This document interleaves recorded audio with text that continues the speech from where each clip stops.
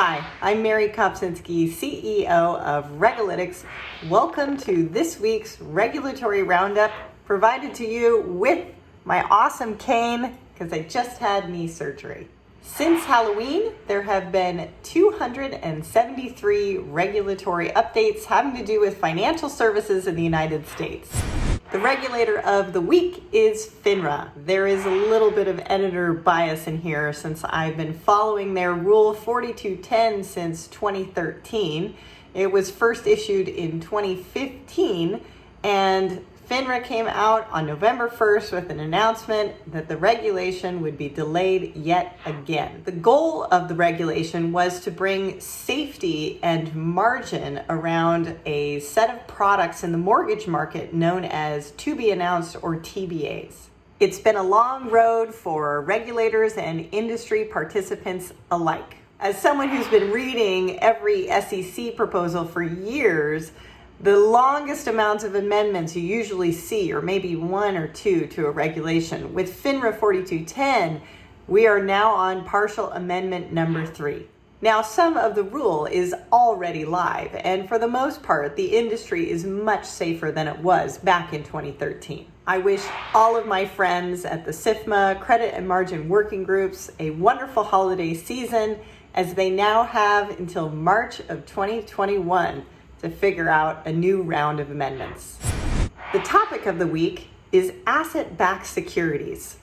FINRA is not the only one that's focused on the mortgage market these days. Sticking with the TBA market, the FHFA, which was the regulator of last week, is seeking some feedback on Freddie and Fannie's pooling practices for TBA-eligible UMBS. They are specifically interested in prepayment seeds and alignments. So to my friends in the working group, if you haven't already commented, now's the time. Chairman Jay Clayton of the SEC is curious about the decline in residential mortgage-backed securities that have been registered with the SEC.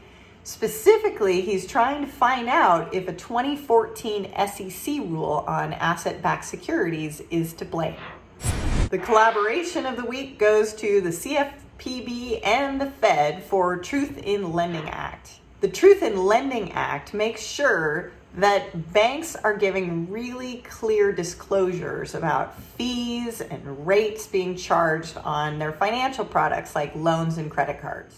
These agencies are seeking feedback on their calculations for exemptions, as well as thresholds for when an official appraiser is needed for mortgages.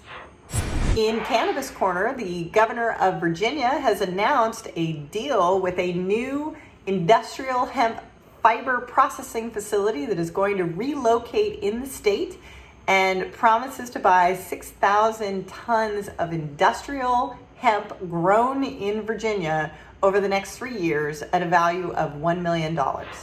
In Crypto Corner, the New Jersey Bureau of Securities filed a lawsuit against a Princeton-based blockchain-driven online rental marketplace and sold over $400,000 of unregistered securities in the form of a cryptocurrency called PINS tokens.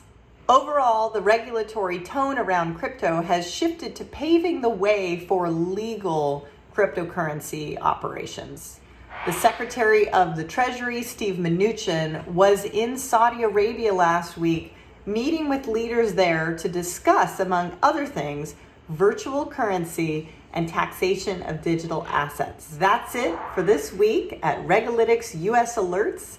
Sign up for your free trial at www.regalytics.ai.